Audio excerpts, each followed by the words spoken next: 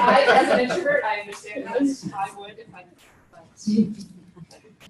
I'll restrain myself today. So Benedictine comments after this, Blackboard's not very much. I'm going to get started. I think it's 11:30. As you can tell, this is supposed to be more of an interactive session. It is a panel. We have several instructors in the room with us who have used Google in their classrooms and are going to share their experiences. And then I'm here moderating. My name is Nikki Shetty. I'm on our academic tech team. So if our presenters could introduce themselves, and then I'll start with some questions, and then we're going to please ask questions along the way to me. We want you to get out of this what you came for. Okay. Hi, Melissa Goodson. I've taught in St. Paul in the MBA program for the last 3 years. Just moved up to Duluth with my family in June, and I'm starting an undergrad role here. So I'm happy to be on campus. Thanks for coming. Okay, I wasn't sure. Hi everyone, I'm Julie Zaruba Fountain. You may know me as the wellness coordinator for students, but I also have taught Dignitas, which is our first year experience program, face-to-face. And then I, hopefully in the spring, will be teaching it online as well. And I teach for, not this institution, but a different institution, adjunct online, where I've used Google for that college. So a few different spaces that I've taught in. I'm Amy Merzet. I work in the School of Education, and I teach face-to-face undergrad, and then I also teach online in 2 different graduate programs. All right, so the first question I'm going to start you guys off with is, how are you using Google? And specifically, what Google tool are you using? You can jump in. You can jump, or you can go in order. I can start out. So the forms that when I was teaching the face-to-face class, I was a co-instructor. And so we used Google to help plan and work on all of our documents so that we could be, even if we weren't in the same room, we could be working on it at the same time and see the changes. And what I really like, so I use Google Docs, Google Calendar, Google Forms, and then the team drive didn't exist when I first started teaching, but it exists now. So I would use the team drive now if I were to be teaching that face-to-face course. And then how I use them, so Google Docs I use for assignments, and the reason why I use Google Docs is with Blackboard I would have trouble editing once I uploaded the file. Like it takes a few steps to find the file and edit and then re-upload and do all of that. And sometimes it wouldn't upload and I would have issues, and it was frustrating for me. But Google Docs, what you can do is you have the link, and then as soon as you edit it, it's taken care of. So you don't have to worry about it. And the other option that I really like with Google Docs is you can click on the history, so you can track all your changes. So if you made some changes, and then let's say the next time you teach the class, you don't want to use that current version, you can go back to the original version and then track that. Or if you're wondering who was in there playing around in the document, you can go and see those changes too in the timestamp. So that's helpful. Then Google Calendar, how I've used Google Calendar is reminders to students. So in Dignitas, there's lots of events that happen, and sometimes the students will say, I didn't know that was happening, even though it's in the syllabus. It's everywhere, it seems, but that would be an experience that was in our classroom. And so by setting up a Dignitas calendar, they would have that in there. And so some of the times, the first part of the day of our first day of classroom is just utilizing some of those tools and demonstrating. So you're going to be getting an email reminder. This is how you set your reminders. This is how you set your notifications. So it will pop up and be in their classroom. And then Google Forms. Sometimes I was just at, well, this is a technology institute, and so one of the sessions I was at, they were mentioning like equity issues with technology and if students don't, what they do and do not have access to. So some of maybe those topics that you want feedback about, but you don't necessarily, it might be uncomfortable to disclose in front of the classroom. I would send out a Google form to them and they would respond. And sometimes it's just Google Forms on like if you were having pizza or something in class and be like, what's your favorite topping? It doesn't have to be always serious, so use that in a variety of ways.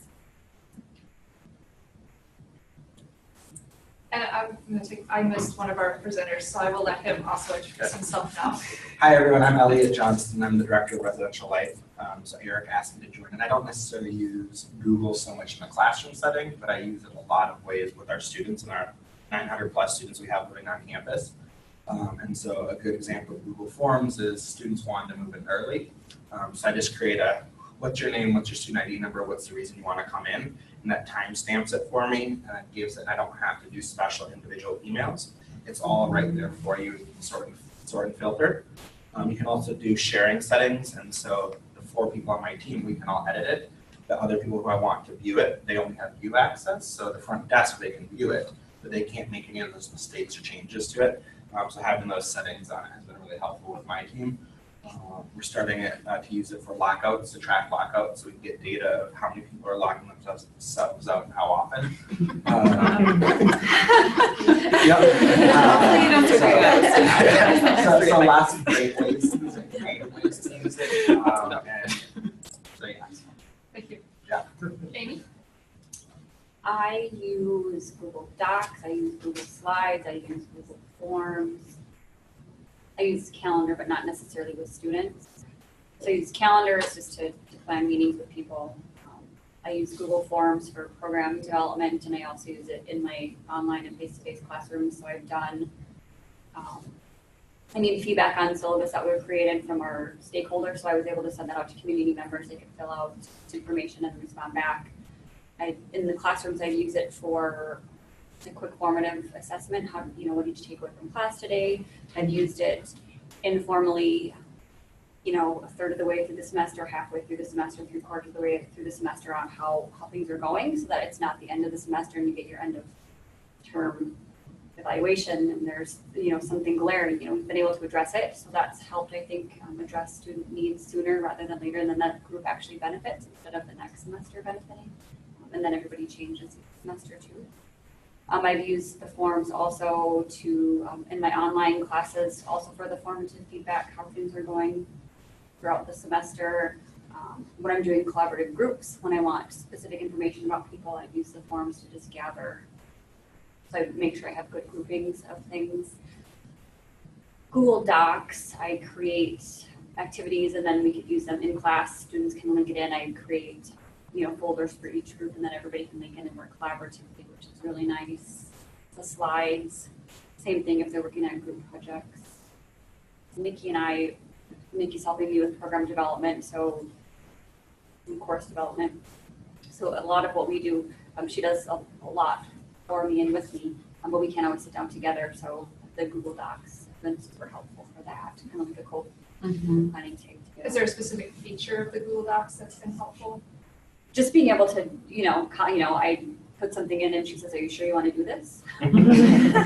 Well, actually, yeah. So to get that immediate feedback on what you're working on, just asking questions, answering questions.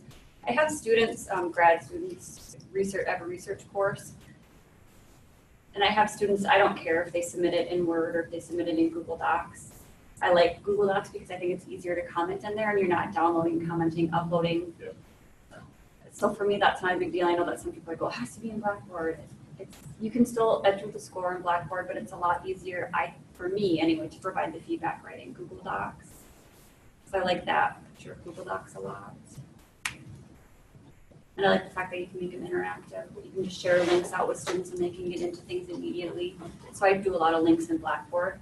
Even in the undergrad, I don't really put outside, I have the assignments and things like that, but I put a lot of links in Blackboard. So all of our in-class activities, just go to this link, here's our stuff for today. So I think it's just a lot less for me to do later. I have a lot less paper. Students that need paper want paper.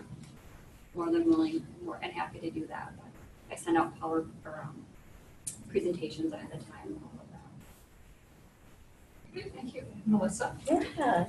I feel like I use Google Docs an awful lot. I've been collaborating with MBA students completing their capstone and being able to go in and add comments and have them be able to see instead of going into Word and having them say, "You didn't mark up my document." They don't know how to use that function. It saved a lot of time for me and for them. So I think it's really invaluable.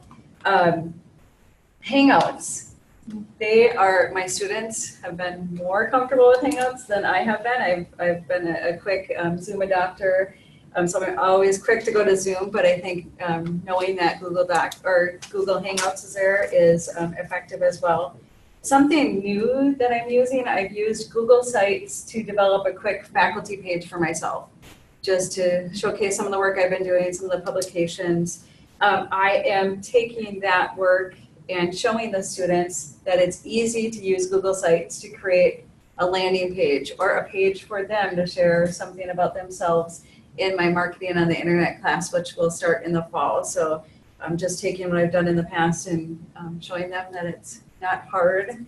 That's something I love about Google is everyone can take it and embrace it and use it and share things and collaborate. The team drive has been phenomenal. Internally on teams with other faculty members. Can you explain what team drive is? Yeah, so inside the Google sharing, Google Docs, there is a place where you can set up basically a file folder, kind of like the R drive, which is another point I'll make in a second. I don't know if you want to go there.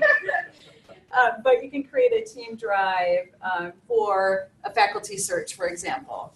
We can all have access to the candidate files, hiring documents, things like that. It just helps keep that communication open and have a safe place, I can't speak today, for all of that information to be stored without having to go into multiple spots to pull in content or information. It's all there. I've been trying to be a little more diligent about using it for work and saving my files in the Google Drive itself. So I'm not having things on my desktop and then having things on the K drive, the R drive, just all over the place, trying to condense things and be a little bit more organized. Google Slides has been a lifesaver in a lot of instances. When I was using my old laptop and didn't have HDMI plug, I could easily grab my slides and share those at presentations or have students use that as a way to showcase and share their presentations in the classroom instead of having everyone email me the PowerPoint, trying to manage that or bring in a jump drive, having Google Slides there to do that has been helpful too. So we can't see the dog eat their homework. Right, yep. So again, organization, collaboration are the two big things. I felt like I had to write notes because I use it in so many ways. I'm sure there's more, but those are just some quick things. So I know one thing I always find valuable is to know what mistakes people have made along the way or what lessons they've learned. So if you could each share maybe one mistake or thing that hasn't gone quite right that you've been able to address with one of your Google products, whether it's with students or yourself. Yeah. Elliot touched on this when he said the editing. So one of the first times that I was sharing the documents, I shared the version you could edit and not the version that, the view only. And so then it wasn't anything major, but it was one of those lessons of, there were some changes that happened that one of the students did X. I'm not really sure exactly what they were trying to do, but in the end, it was not meant to be seen by everybody. And so then I didn't realize it until the next time we were in class, and I opened up the document and then saw, it's writing, and then went to the history and then saw the student that did it. So that would be a lesson, is make sure, if you want people to be able to edit, of course have it on edit, but if you don't want people to be able to make changes before you send it out, then do the view only and adjust the settings. So that was a lesson learned on that. And I want to make a plug for a newer feature for Google is that now you can set expiration dates. So maybe you want people to be able to edit for a certain length of time. You can set expiration dates on that, and then it will revoke after a certain date and time. So that can also be beneficial for allowing a small window, and then you don't have to keep monitoring to see if anybody's making changes after that date. And on that also, a team drive advantage is that can limit who can share and what, versus if I just share a document on my own drive, any other thing through those chain of folders, they would have access to in theory, unless you really watch that. So if it's just team drive, they just have the search committee stuff only and not everything else in that folder. So an advantage of the team drive is making sure just those 7 people only have access to that one folder. I think a mistake I made, kind of, a nice feature about it is that how many of us have been working in a document and the computer crashes and you lose it? Where Google automatically saves it for you. So if the power goes out because somebody hits one of the generators outside with a car or whatever, it's saved already for you. So not necessarily a mistake I made, but a huge advantage to prevent you from making that mistake. You won't lose your stuff because every few seconds it updates and saves automatically for you. So that's been a lifesaver because you're working on something, get called away, and things like that. And that could be good to share with students too. Maybe they're even writing discussion posts. They could write them in a Google Doc and then copy over into Blackboard. Amy, do you have a lesson learned? Yeah, just to jump on not only the automatic saving, but the fact that you can access it anywhere that you have internet, I think has been really helpful for me as far as that organization piece. I work down in St. Paul sometimes, I work in Duluth, I can work remotely, so I always have access to my stuff without having to save everything on my hard drive. But I did learn with Google Forms, make sure when you do share it that you have the right access, so people can actually fill out your form. And then when you're using Google Forms, if you use short answer and you want, it tries to graph your answers, but if you use a long answer, then you can actually read what people wrote. So there's some statistics that you can run. So if you want multiple choice and things like that, you can run that statistic on your Google form. But if you use short answer, it also tries to graph your short answers, which isn't helpful typically. And if you need data on a Google form, make sure you mark it as a required one so that they have to submit that piece of information, because I've done that, send out a form and not required the name. I'm like, it's not helpful at all. Let's do it again. Another thing with that is the default sharing with Scholastica. If you're trying to work with anyone outside of Scholastica, it's just another notch to say to share with anyone with the link, because the default is anyone in the St. Scholastica organization with the link. And that's something to look at when you're using Google Forms as a checkbox. It says restrict to St. Scholastica users only. Uncheck that box and then you can share with everyone. I'm not sure with anything in Google, it'll default, if you go to share the link, it'll default to anybody at CSS, which means your students need to be signed in with their CSS email. You will get that. You will get a lot of requests for permission if they're accessing it from a private account, and you can either ask them to switch their CSS or you can open it up so anybody with the link can access it. Melissa, do you have a lesson learned? Yeah, I've made that mistake of trying to collaborate outside of CSS and saying, I gave you access. And no, you didn't. And then you go and check in the same situation. I'm not sure it's a mistake, but I think it's something to keep in mind. Just because you create a team drive doesn't mean they're going to remember that you created the team drive. It's reminding them. I'll get emails. You said you're going to share this information. I haven't seen it. And I've placed it in there. It's there. I thought you sent it by email, so that confusion between email and the tools can come up with students too. So just gentle reminders and sometimes I feel like I'll create a doc, and if you're not being organized and it's just floating out there, those things tend to get lost, and that has been one of my biggest mistakes, I guess, is not putting it in a folder and just creating that and then thinking, what the heck did I name that? Where is it? So. Organization. So now I want to open it up to all of you. Now it's your chance to pick their brains. You've heard how each of them uses Google. So now it's your chance to ask specific questions. You all came here for a reason. So I'm going to open it up for some questions. I have a question. Those of you who are teaching classes and you're using Google Forms to get feedback, you prefer that to Blackboard survey? I don't know how to use Blackboard survey. Okay. I thought it was very intuitive. Okay. And I take the name off because I don't necessarily need their names. So Well, you can do that on Blackboard Yeah. too. yeah, I don't know. Yes, you can make it a survey Blackboard. Okay. But you prefer Google Yeah, Forms. Okay. I either use Qualtrics or Google Forms. Okay. It's just my preferred. I would say it's just what I know. I also like it just from, like Amy said, the graphing with the results that you get. I find that Google it's a lot prettier. And the way that you get your results versus Blackboard, which is a little bit clunkier looking. And is it automatically a survey kind of a tool? Like, I don't know anything about Google Forms, so. Yes. Do you have Yes, to, you yeah. set it up kind of like you would a Yeah. survey or a survey monkey or something like that? Yeah, a lot like that. Okay. And then you can select what type of response you want. You can select if you want it required. And then it automatically will do a graph of the results, unless you do qualitative, and then it will have the qualitative.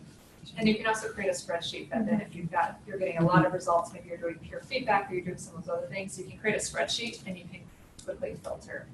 So I know we've got a PT faculty who's using it peer feedback, they have to give feedback to 3 of their peers. Then that spreadsheet, they can quickly go through and say, I want the feedback for Kevin. And then they can just pull the feedback that was given to Kevin and share it with Kevin because they can use those filters. They can filter by Kevin's name or by Sarah's name or Annabelle or whoever. If you registered for the conference, what you filled in was Google Form. Yes. And then also, like, we were able to sort for lunch today, we're like, okay, eating restrictions, it took 2 minutes to sort through everyone's rather than, looking through stacks of paper or like, emails. It took seconds. Which is one of the perks over the Blackboard surveys where you can collect data in that way. Other questions? Is Google Forms still, is there a setting to adjust who can view responses to the forms? Like if you're Yes. co-teaching a course? Yes. It would generally just go to me if I shared it, and I can share that link for responses to whoever I want. Okay. You can also get notified when, set it so you get notified when surveys are submitted. We, in the theater, do rehearsal reports for all of our productions and rehearsals.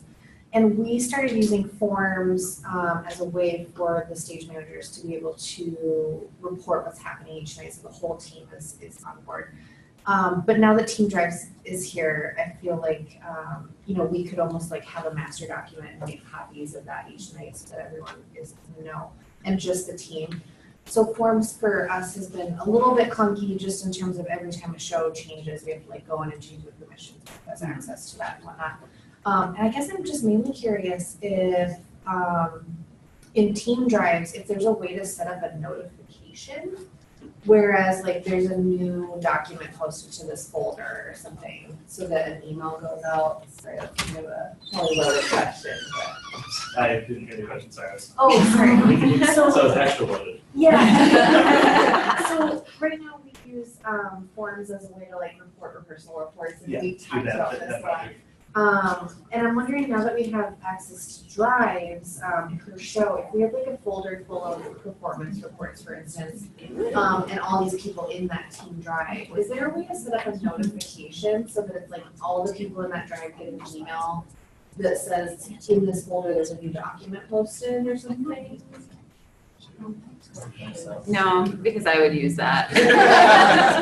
That's been my feedback to Google.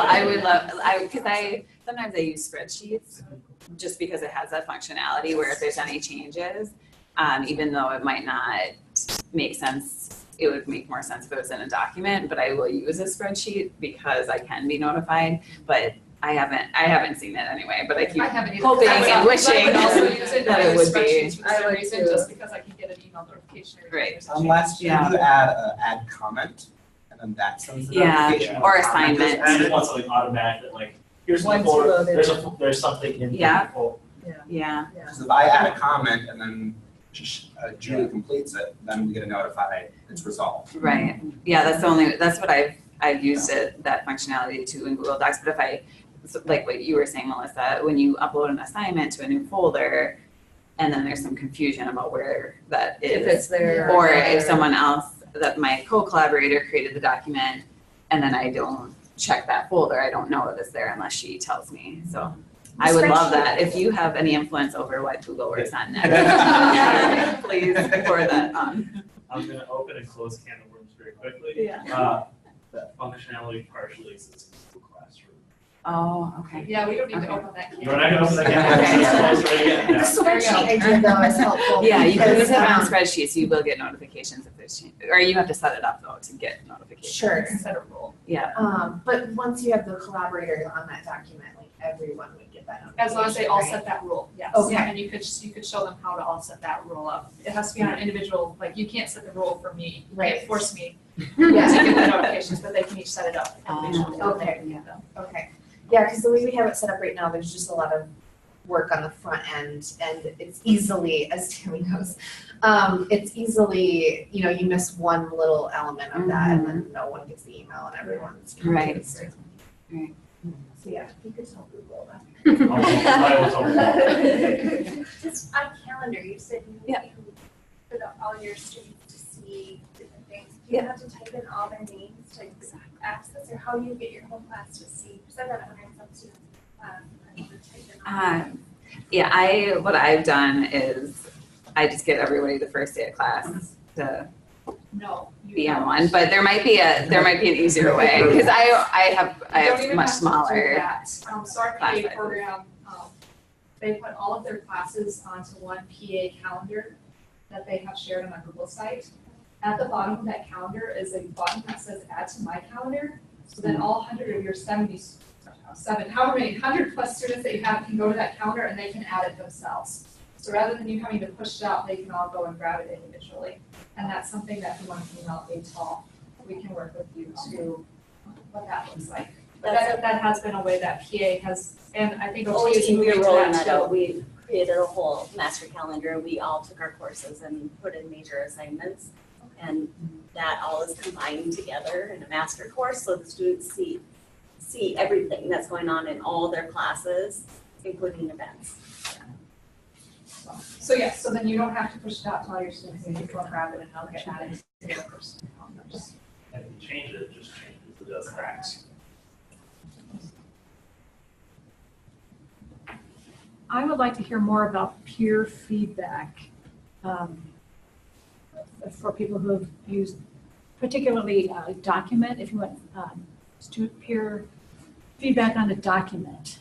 How do you do that?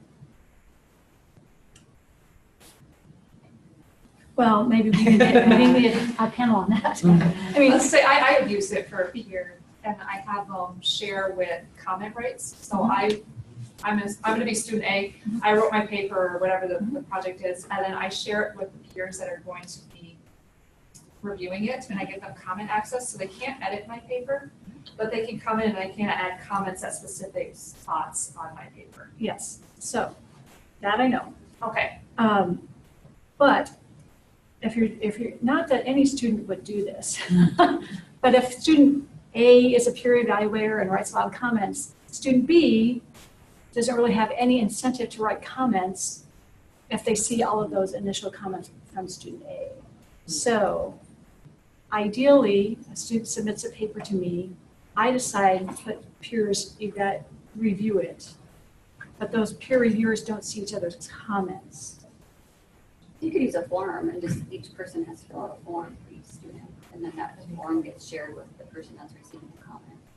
So you're not actually typing on the document Okay. necessarily. Talk a little more about that. So I create a peer evaluation form. Yeah, and then you share that with the students, so, 3 people are reviewing your paper, so those 3 people get access to your paper, but then they each have their own separate form to fill out, so they're not Okay. seeing each other's comments. So I or you don't- could use one form for every, and then they type in who they're reviewing, who they are, and then that's where you got the spreadsheet and you can collect all the feedback that was given to you.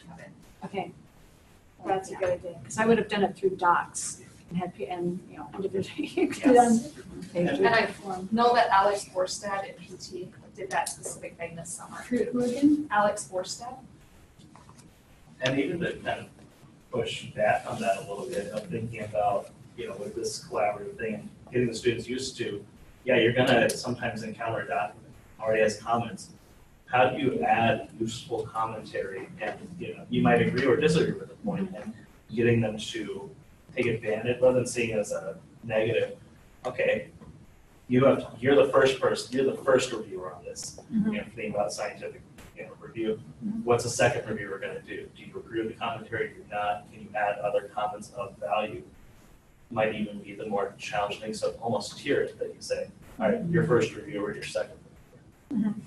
It's a kind of a fun way to take advantage of the problem and save you some steps. That's interesting, yeah, you can consider that, certainly. You could also maybe have them each have a reviewer copy of the document so that they would each have an individual document. Yeah, that to was review. kind of the direction I was going. Because I can easily make a copy. So, because I don't want students to read a paper on the same topic that they are writing on. Right. Because then they think, oh, this is a great idea, I will add it. So there will be a lot of upfront work for me to sort who reads what paper. And then after that, it sounds like it will be more work, but yeah, maybe a form is the way to go, but reviewer only. But then there's also some other tools, I know Eric just talked about this in his, and then I'm gonna talk about it more this afternoon, is a tool called Loom. And it's Loom, Loom, and it's an extension that you can add to Chrome, and it allows you to do video feedback very easily. And then it automatically creates a URL that then they can share with you, or they can share with the student, and then comments can go, it allows you to put comments directly in that video too. And we're seeing research that shows that video feedback is actually quite effective. And I'm starting to use it too as just an instructor. Sometimes it's a lot faster for me to record a quick 2-minute video than to type in all these comments. So that's this afternoon. So that's a plug for this afternoon's Google Apps and Extensions session. You'll learn more about that and how to get it. Other questions or ways that you're using Google that you want to share with the group? Google Slides. So I haven't used this at all. So you can have all of your students load their slides there. So like you would share a folder, is that how it is? And you say put it here versus like on Blackboard or. Yeah, that's how I don't know how others use it, but that's how I use it is. Okay. And it is much easier in my mind than getting all of PowerPoints and downloading or whatever. And then, and you can edit, so this, again, with the editing rights and viewing rights, you just have to be able to access that, but I found it very helpful. Okay. And a bonus for that is I just was able to do that for a conference where I was presenting, and I was able to make changes that morning that I presented that afternoon without having to sit in the conference a new version of my PowerPoint. So I was able to just edit. So I had a great idea then. You wake up that morning, you're like, oh, I should talk about this. I was still able to add it to my presentation that I gave and use that presentation. So same with students. And it's there, and because the issue is sometimes I'm working without internet.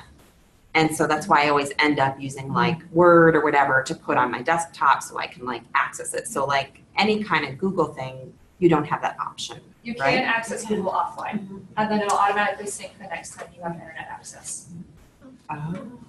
And if you're interested in that, email ATOL and we can talk more about it. Because I have found, so I sometimes use my private Google because I get a warning that we can't do that with the CSS. So is that something new that we can do?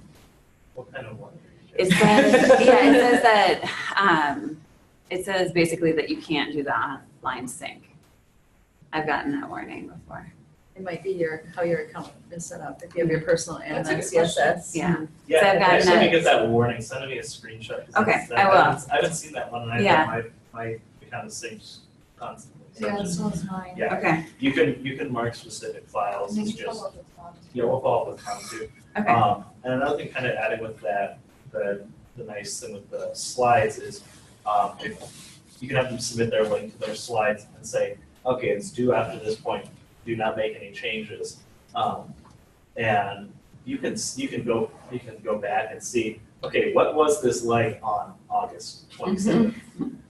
You can just go back in the revision history. You can kind of also see, wow, they made so much progress from August 26th at 10 p.m. to August 27th at midnight. So it's a good way to kind of keep track too of the students and making sure they're not procrastinating until the last minute. You know, you can drop in on their work, which I would not like as a student, but I love it. Because most faculty, I don't think would like that either. No. Which, yeah, Can we back up a little bit from that? So you set up a team drive. Yeah. You have your students load in their Google Slides. You set a deadline and you can view their history of the slide that they've uploaded into the team drive? Yes, but they can turn it off on their end. Make it a requirement. I turned that off on my own. I've never had a student figure that out. But yeah, they can, but I've never ever, yeah, I've never had anyone do that. Well, I just make sure that when things get submitted, that I have to have edit access so that I can check the history, especially like on a group project or a collaborative project, then you can see who's contributed what and when. I refer it to for a project because they have to make revisions based on the peer feedback, and some choose to not. Well, I'm able to easily even screenshot and be like, here's your original, here's your current, you made no changes. So that that's a way of catching them, because the point of peer feedback is that we can always improve. Anything else, questions or ways that you're using Google? I have one. Oh, go ahead. No, I feel bad. I still have so many questions. I just have this paranoia that when I share a link to a document, that they're going to have access to my whole folder, but they won't, right? No. They only have access to that document. Correct. Okay. All right. No, no, no. Does Just don't anybody, share access to the folder, Right. so then they won't have Yeah. access to the folder. Yeah. Good point. Okay. And they do that too. And in the worst case, like if you accidentally clicked on the folder and you shared it and you're like, you don't want to do that, just move it or like remove access to that folder pretty easily. Google makes it very easy to give and take away. And you can see too, you can see on the document who, you just can click on the share settings and see who has access. If it's something that you are concerned about, you can look and view it if you're like, oh, did I change And it's kind of this? fun deleting access. And